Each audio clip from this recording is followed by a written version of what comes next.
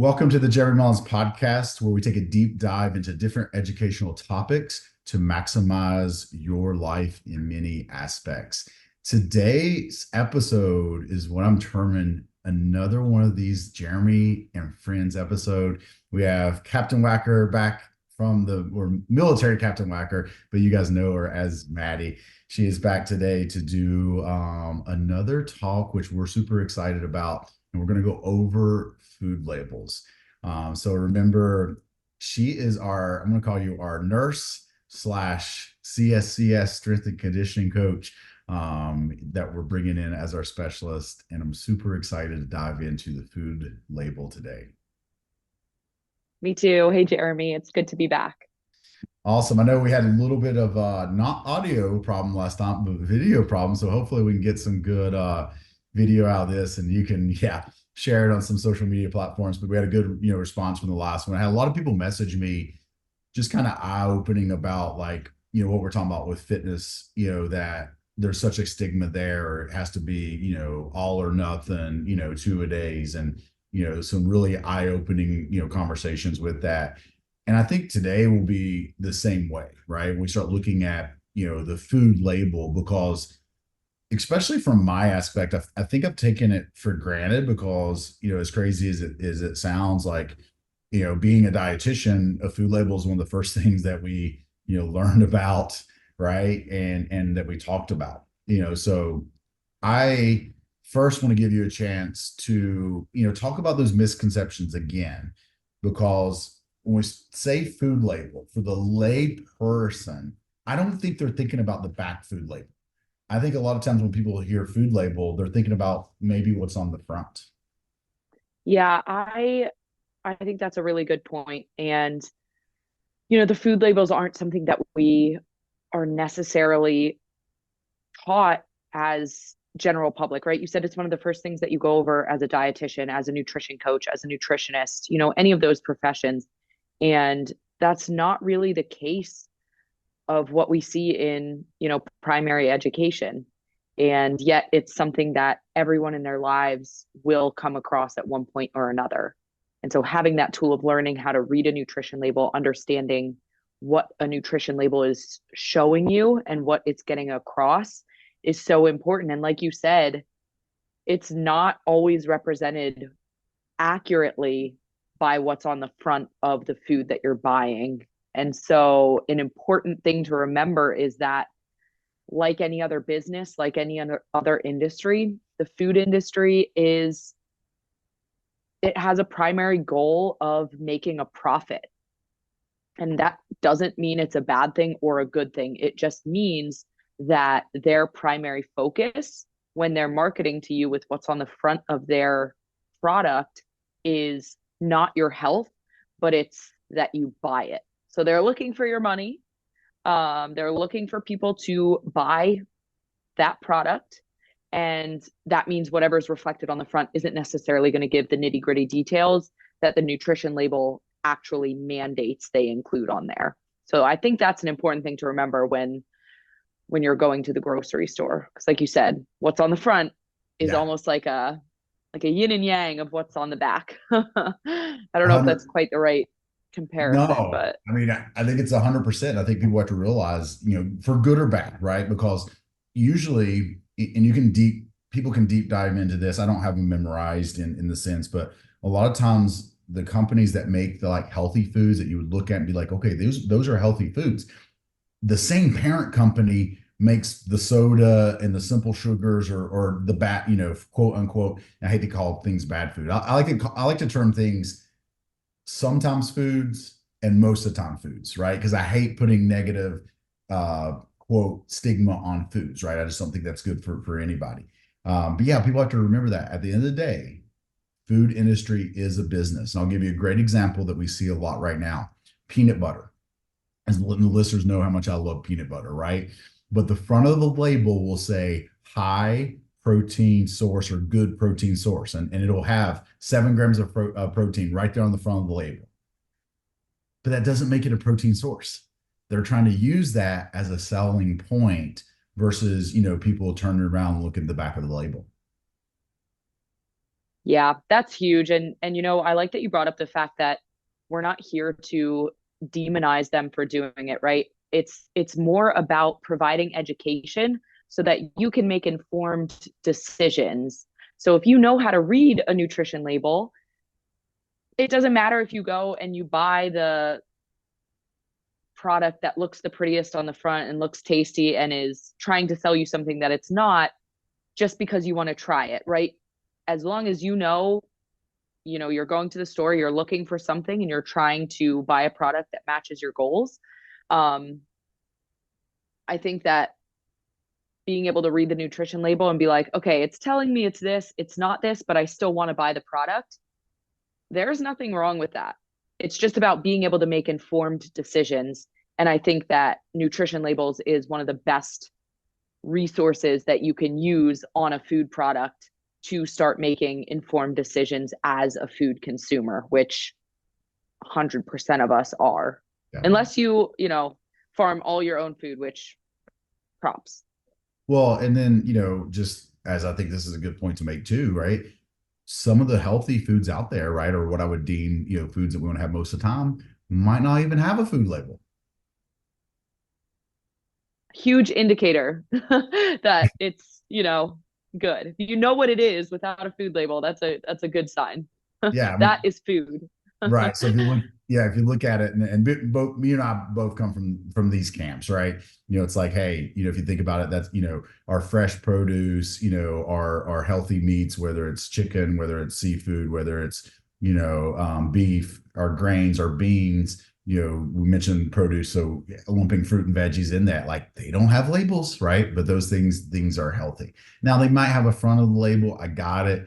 And this is for further, probably podcast we can't get into it all today. Like we can go over what is deemed or USDA organic versus what is natural.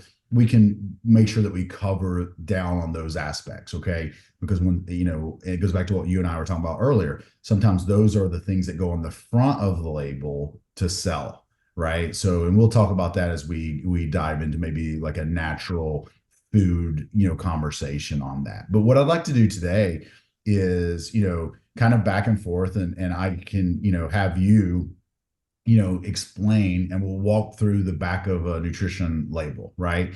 And probably for the listener, if you're not walking right now or you're not driving, if you're sitting at a desk and you can have a food product that you can just turn around and look at it, as we go through it, it may help you, just to see it, understand, and all that, right?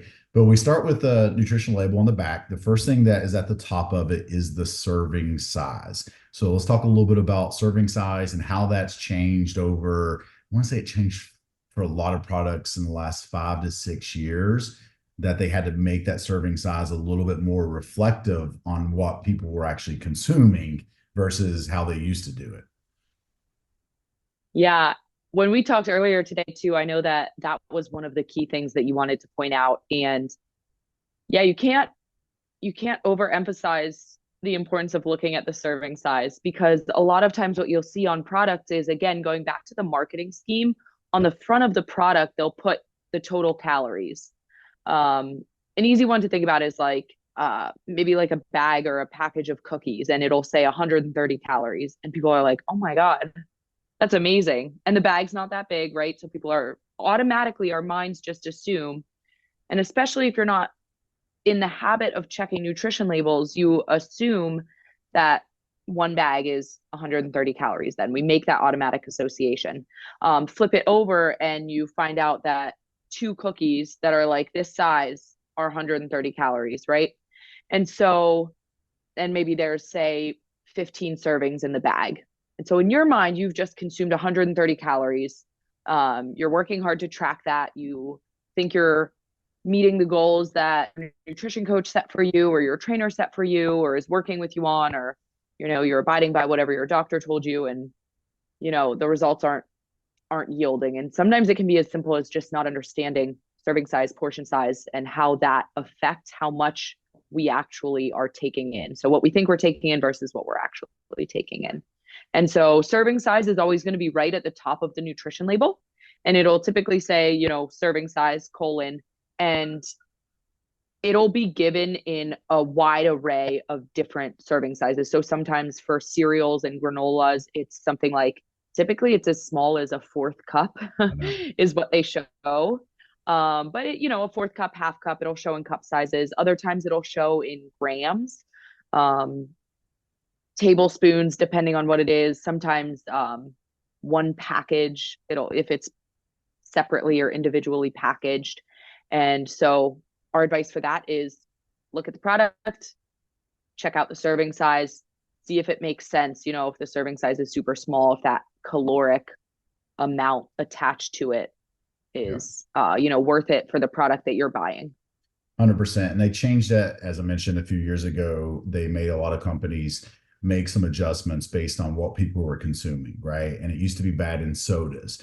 So typical soda, serving 10 years ago, 20 years ago. I'm dating myself now because I want to say this change has probably been more than 5 to 7 years ago. But they changed it, a normal soda serving size was 8 ounce, let's say 20 years ago, right? Then these 20-ounce bottles started coming out and they would do the same thing. So it would say 80 calories on the front, but that was an 8 ounce serving. But a 20-ounce bottle would actually be, 2.5 serving, right? And in it, they had to start labeling as a serving was a bottle because that's what people were consuming, right? So that I Yeah. love that change. That was, a policy that come out had to be made, but you still get it, like you mentioned, in some of your processed foods, on the serving sizes, right? So the serving size is actually very small, and there's a lot of servings inside of that product. So, um, and yeah, yes, depending on if you're weighing and measuring or just awareness, that'll give you like what is the serving size. So if it's fluid, it's generally in fluid ounces. If it's in ounces, that would be weight ounces, or like you mentioned, then in cups. So awesome. Moving on down, as we're moving down the food label, the next two things that come up, because I figured number two is going to be fairly easy for you to roll over. But the next two things is calories, which is always kind of big. And then our first macronutrient that will be listed on there will be the fat. So let's take a little time to talk about those two. Yeah, total calories coming up next. And I believe this is another area where the food labels actually not recently, we just decided it wasn't that recent, but in the past several years have made a change to it. And they're, I don't know if it's all labels. I haven't seen it on all labels, but a lot of labels are required to actually list the calories a bit bigger. And so they're a little bit easier to see. And it'll list total calories, which, that's a really important piece of information for you to have. Check calories correlated to serving size, but it's not the whole picture. And that's a big reminder that I like to tell people, because a lot of times people just look at calories and they assume high is bad, low is good. And so the calories kind of gives you an overview, it gives you a picture. And then the rest of the food label is going to be really important in determining if that product is good for what you're planning on using it for. And so what that means is depending on the macronutrient breakdown, macronutrients being the fats, the carbohydrates, and the proteins, understanding what that total calorie is broken up into, right? So we'll kind of get into that a little bit more. And so starting with fats, fat is the most calorically dense or energy dense macronutrient of the three. So it has 9 calories per gram versus carbohydrates and proteins, which have roughly 4 calories per gram. And so all that means is if you have a high fat food, that will automatically increase the amount of calories in a smaller serving size. And fats will be further broken down on a nutrition label into saturated and then unsaturated fats, which are going to be your mono unsaturated and your polyunsaturated fats. And without getting into a crazy amount of detail, because I feel like that could be a whole podcast on its own, I'm sure it will be, you want to limit the amount of saturated fat intake to less than 10% of your total fat intake per day is the general guidelines. And you want to increase or trade out some of your saturated fats for these polyunsaturated fats, because those are going to be the ones that promote not just anti-inflammation, but also healthy inflammatory processes in our bodies. And so looking to see not just total fat, but see the actual breakdown of fat content in the foods that you're consuming can be a really helpful tool. because you don't want to diet too low in fat, but you do want to make sure your diet is made up of the right kinds of fats, which again are going to be those unsaturated poly and mono unsaturated fats. Awesome. Love it. I think that's important, as you mentioned, a great, 50-foot view to look at it, right? So if you're getting a lot of, saturated fat in there, like there's another layer of questions that we'll have you, come on there, ask that, especially like with animal product, how the animal product has been raised and fed. And once again, that's a whole other podcast. We won't have time to dive into it.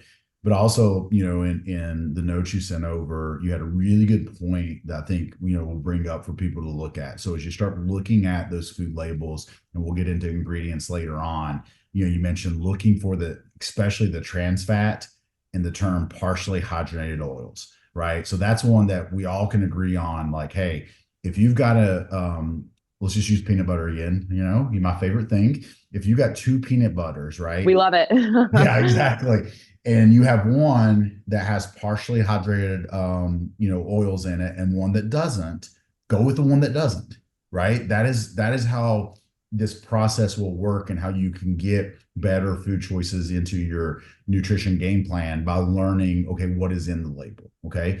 But in the beginning, and when I'm working with people, I might not care as much, right? And what I mean by that is I'm not going to stress if someone is, if someone's hitting, their protein, their calories.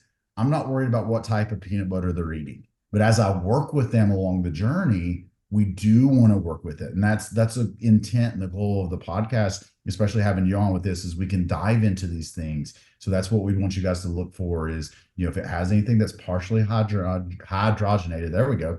We want to make sure that we're getting, something else. We see that inside, which we'll get to this in a minute, with the carbohydrate. And I'll just lead you with that saying, like the high fructose corn syrup. That would be another one. You could look for peanut butter once again as a good example, or one that we, made some changes a few years ago is ketchup, right? Because our kids love ketchup. So we make sure that we get the simple or the natural ketchup that doesn't have the high fructose corn syrup in it. Okay. Not to steal a little thunder from you there, but let's roll into carbohydrate and what is listed with carbs, especially the fiber that will be noted underneath carbohydrates. I like that you stole a little thunder, because I just want to take back to that point that it's not about getting it perfect, right? It's just about continually educating yourself and arming yourself with these tools. And so reading a nutrition label, it'll take practice, it'll take time. You won't catch everything at once, but it's just about learning and adding that to your toolkit. So I'm really glad that you brought that up, Jeremy. With carbohydrates, huge area where you will see where you kind of have to tie the nutrition label fact to the actual ingredient list. And carbohydrates are going to be broken down into a couple things. So it'll give you total carbohydrates, which will give you a good overview. And then you'll look underneath that to see where those carbohydrate sources are coming from. And so one of those is fiber. The more fiber that you have in these products, that means the less those carbohydrates are coming from things like simple sugars. And across the board, I think like 50% of Americans are consuming less than 50% of the recommended amount of fiber, or more, maybe 70%. I might have my percentages wrong, but there's a very small percentage of Americans actually consuming the proper amount of fiber. And fiber is really critical, not just for digestion, which everyone associates it with, but for gut health and the microbiome, or the, healthy gut bacteria that we have. And so fiber feeds that and keeps our metabolism working properly and keeps our systems functioning properly. And so leaving fiber out is a significant negative impact on our health. And so looking underneath carbohydrates, checking to make sure that some of your sources of food have enough fiber. And again, some of those fiber sources are going to come from the foods that don't have a ton of nutrition labels on them, which is why we always promote, look for as much real food that you can, and make that a big part of your diet. Underneath fiber is going to be the added sugars and the total sugar content. So it'll typically be sugars and then added sugar. And so the difference here is total amount of sugar is going to be all of the sugar that's in that product, both naturally occurring and added sugars, which can come from things like, again, high fructose corn syrup, maple syrup, table sugar. Um, what are some other ones? Trying to think of the name of it. And it doesn't make it bad. Honey. Yeah. Yeah, Doesn't it doesn't necessarily make it bad. mean It's that. just, Yeah. yeah, there's just a lot of different names for these sugars that can be put into products. And so the nutrition label will differentiate for you between natural sugars, which is, when you read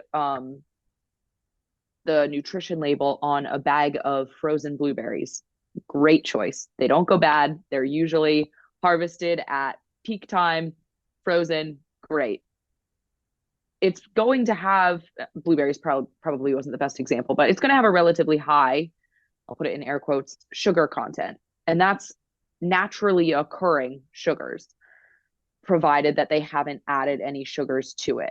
And so if, say, it's a bag of frozen strawberries with syrups added, in that added sugar section, if it exists there, it'll tell you how many grams of total sugars in that product are coming from added sugars.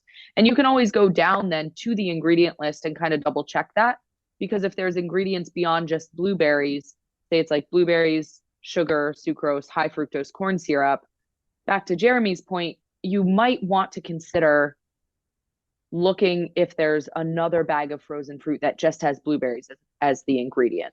And you'll see the different sugar content reflected, right? It's not going to go down to zero sugar because there's naturally occurring sugars in the blueberries. But it'll remove that portion of sugars coming from added sugars, which is where we see more of those pro-inflammatory health issues happening. Just because some of those naturally occurring sugars, they're part of the whole food. And so there's just health benefits that are conferred when it's a natural food product. 100%. What And I it's missed, Jeremy? nothing. No, you're right on. It goes back to like what we talked about with the fats, right?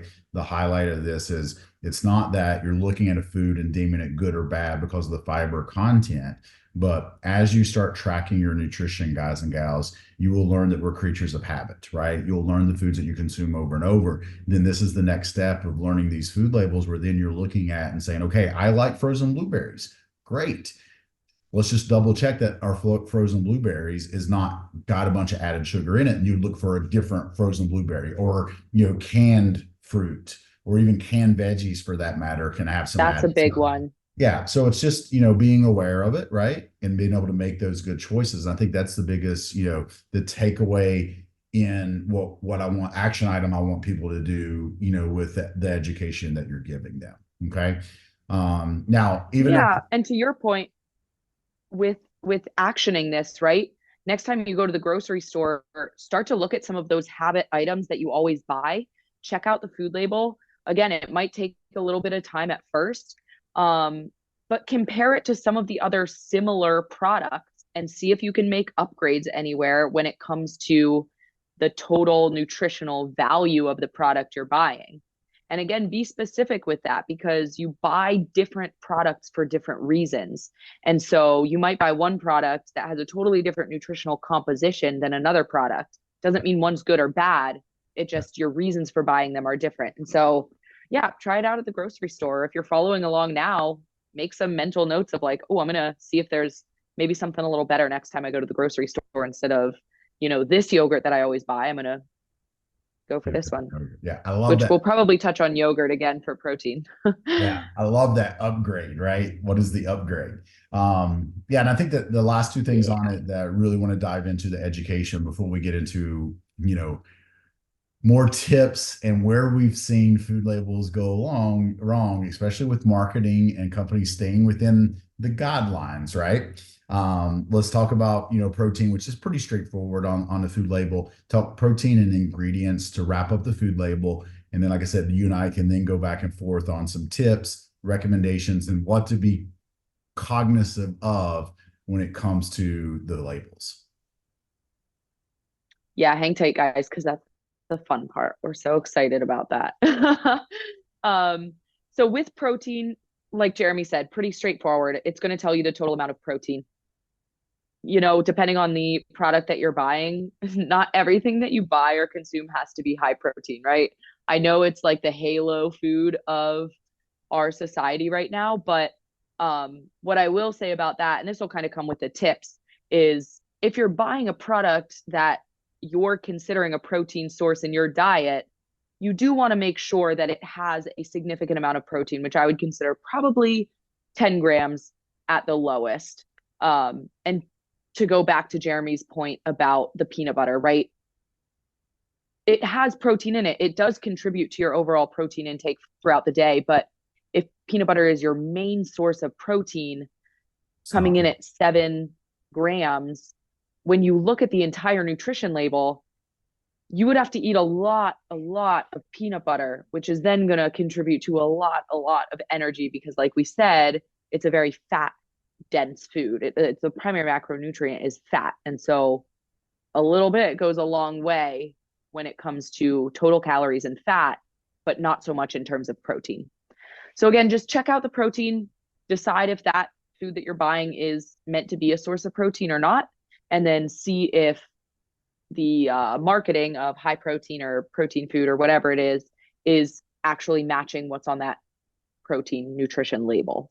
And then to go into the ingredient list, I think this is one of the most important sections. I think people oftentimes we hyper emphasize or hyper focus on total calories or fat or whatever it might be. And I think the nutrition label is where you can get a lot of bang for your buck, right? Because you can paint a picture of what's actually in the product for yourself. So maybe a good practice is looking at the food, trying not to get too distracted by the enticing marketing and flipping it over and reading the ingredients. Sometimes I do that even before I look at the rest of the food label because if it's this long, long, exhaustive list and the food that I'm buying says that it's, just crackers or just yogurt, I'm probably going to look elsewhere because I don't need all that other stuff in there. Making it shelf stable, making it taste good. There might be better options with less ingredients. The other thing on ingredients is this is where you can kind of bust the marketing on even the nutrition label itself, which is well regulated. So, you can trust the nutrition label. It's a great tool to make sure that you know what you're buying. But, and I'm going to let Jeremy take our favorite one on this one, but the ingredients are going to give you a better picture of what is in this product than the nutrition label in terms of like the macronutrients and the total calories or the serving size. And so they might sneak in some differently named ingredients that are familiar to you, but are just tied to a different name in the ingredient list that can give you an indication of what kind of fats are in there, what added sugars are in there, what the primary products are. And so that can really be helpful. The last thing, and I almost forgot to mention this, the ingredient list is in order of the ingredient that is most prevalent in that product, which means when you're buying cereal and it's telling you that it's whole grain, high protein, cereal's such a good one. It's like a throwaway, and it's giving you all this stuff on the front, and then you flip it over. You don't have to look at anything else on the nutrition label. Look at that ingredient list, and that first ingredient is sugar. That means that sugar is the most, is it by volume or by weight, Jeremy? It's not necessarily by volume. It's by weight. So what is the largest? Okay. Yeah, largest ingredient in there, and I think it's by. And I'm going off memory of this, but I think it is by weight. So Okay. We might have to just double check and then we can, push that out. But um, to put it simply, that is the most predominant ingredient in that product. And so if you're looking for a healthy cereal, just make sure that that's well represented in the list of ingredients. yeah, and I got some rules of thumb that are going to come, off that, right? And takeaways, rules of thumb, you want to go on there. You mentioned it. Hey, the front of the label, that's marketing, guys and gals. Front of the label's marketing. Learn to flip it over, look at the back of the label. That's where, we want you to take this education that's given to you today to learn about it, to make better choices. Okay. The second thing you mentioned is, as a rule of thumb, the less ingredients, the better. right? So the less ingredients the product has in it. And I think you mentioned this in your notes, if I remember reading it on like guacamole, right? So everybody thinks guac is a fat source, and it should be, right? It should be. But unfortunately, there's a lot of guacamole out there that they add sugar to it, so then you turn it over and it's actually got more carbs in it as it does fat, right? Which leads me to my other, and you touched on this, so you made a good point that like, hey, for something to be a little higher in protein, it needs to be 10 and above. So how I do that education is like, if you want to count it as a protein source, right? A primary protein source, because you mentioned this, like, hey, if you eat peanut butter, yes, you get 7 grams. It counts towards your total for the day, but it's a fat source first. I keep this very simple. When you turn the back of the label over, if that protein bar is higher in carbs or higher in fat, then that bar is a carb bar or a fat bar. It's not a protein bar. For it to be a protein bar, I want it to be higher in protein. Okay. Now that's just a rule of thumb, guys. I don't want you to think that that makes your protein bar bad, right? If it's a mixture, but that's just how I've taught it to make people understand and help this, don't call it a lie, this misleading marketing that is out there, right? So those are just some takeaways from what you were saying. But yeah, let's get into some of the things that we've seen just to kind of eye open it for the listeners out there. You mentioned yogurt. So go into yogurt a little bit of what you've seen and how that can be a little bit misleading.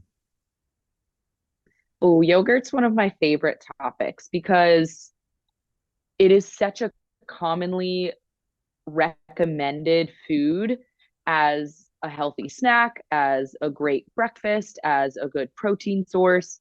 And it can be all of those things. And there are so many different brands and types of yogurt out there. Um, but that comes with the other side of the coin, right? And there are certain brands of yogurt out there that you would be better off and would probably get more enjoyment out of just eating pudding if that's, up your alley, or ice cream. And I say that because there are so many additives and specifically added sugars and syrups to these yogurts that it really does turn them into a dessert. And they're so heavily processed that it actually removes the protein content and lowers it down to sometimes around 5 to 7 grams of protein, which again, when we think of yogurt, that I'm not saying that products with 5 to 7 grams of protein are bad, but I'm saying when you're looking at yogurt and you are counting on that as one of probably your primary sources of protein, especially for individuals who maybe don't eat meat, whatever it might be, you really, really want to get in the habit of looking at the nutrition label and the ingredient list for yogurts. A lot of times the first ingredient will be sugar or syrups. A lot of times the carbohydrates will well outweigh the protein. And you really actually, these are popular brands too, guys. These aren't like Well, uh and black unfortunately, market yogurts that are hidden away. They're primary and sold in a lot of like grab and go areas. So yeah, and what I've learned, the brands will generally have like what we would say is a good choice and a bad choice. Like they'll have both, right? So it's not always, the brand is not necessarily the indicator when it comes to a good choice or a bad choice, from that aspect. So it's something to keep in mind, from there.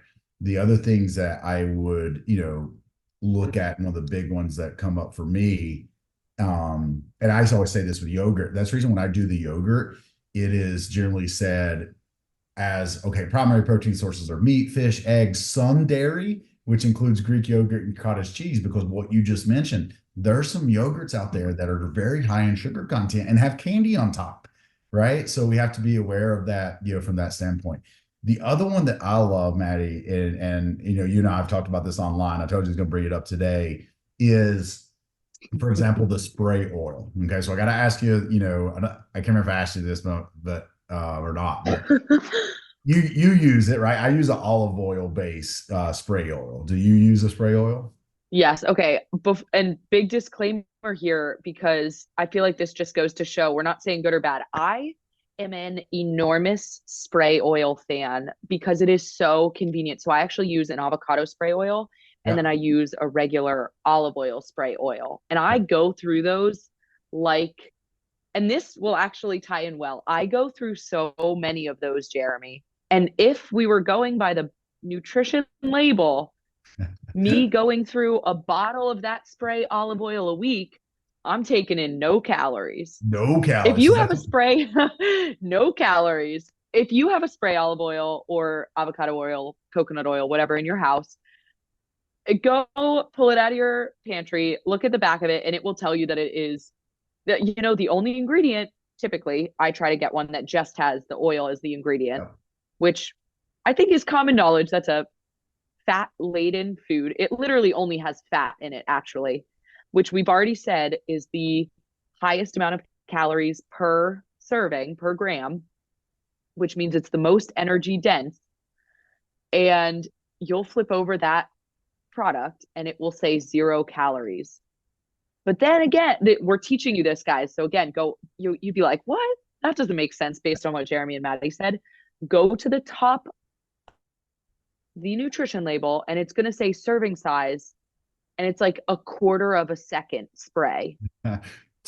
I can't even make a quarter of a second spray, even no matter how hard I try. Yes, I'm I've spraying tried. for like 10 to 15 seconds.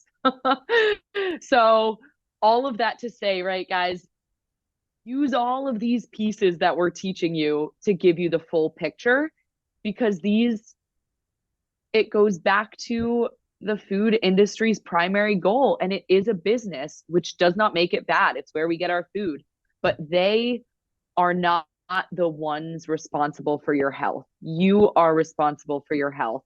And so knowing how to interpret what's in these products that they're trying to sell and make an informed decision on whether or not you want to buy it is key. So we had a good laugh about that one because we both use it. We both love it. Oh, And Jeremy 100%. sent me a good Jeremy sent me a good meme of someone like weighing out a Cheeto so that the scale said 0 and then was just eating them one at a time. Right. And So it's for you meme finders out there, you've probably seen it. and I'm listen, the listeners know I'm a big person on tracking. Like I think that we should, I don't think people should track 365 days a year the rest of their life, but I think tracking your nutritional intake brings you very good self-awareness of what works well for you. But once again, I don't get too caught up in it because of this reason. So the reason that company or any company can put 0 calories on these spray oils is because there's policies and rules. And if something has less than 1 gram of fat per serving, technically they can label it as 0. So you look on these spray oils and there's 450 some servings, quarter of a second, that, none of us are doing. Doesn't make it wrong. Continue doing what you're doing, guys. My point being, don't get so caught up in this tracking macros and making it perfect. It's input versus output. Use the same amount, right? The other example I'll use in this is, and you guys may have seen this, like the low calorie Gatorades, or Powerades, or you name it. So it's like if you look at the back of the label, it's got like 60 calories in it, but the first serving has 0. So it's like, wait a minute. So that means I drink half of this low calorie Gatorade and there's 0 calories in the first half, but in the second half there's 60 calories.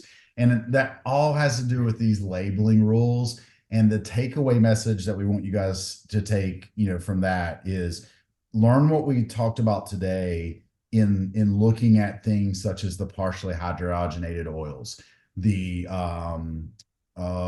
added sugars, and making better choices in the food that you're already eating on a regular basis, right? To get a better quality food, or what Maddie mentioned is what we call the upgrade. That's very important that you do.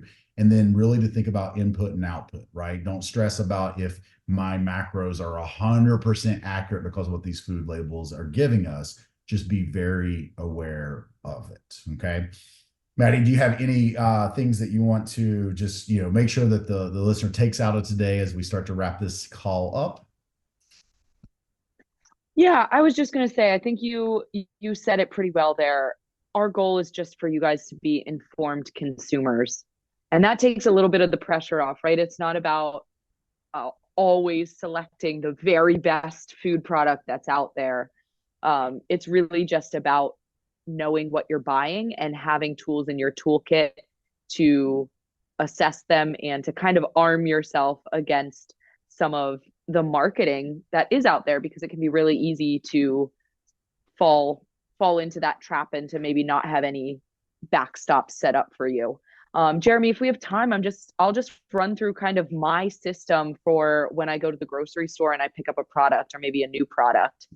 And a Yeah, lot of it is stuff we already covered, so it'll be quick, but this is just my personal and I still do this, and I've been looking and reading nutrition labels for a long time, but when I pick out a new product, largely just out of curiosity at this point now, because I, like Jeremy said, we are habitual creatures. So a lot of the stuff I've identified what I like, I know what's in it, I buy it weekly. But when I'm getting new stuff, I kind of put this back into practice, and it's something that you guys can maybe take and tweak and make it your own, and then practice it until it's second nature, so that you can be an informed consumer like we talked about.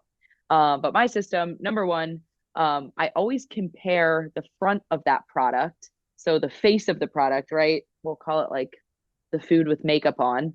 So what the marketing says against what the nutrition label on the back says. So you just want to keep in mind what's on the front, and then flip it over and dive into your own personal assessment of what that food product is.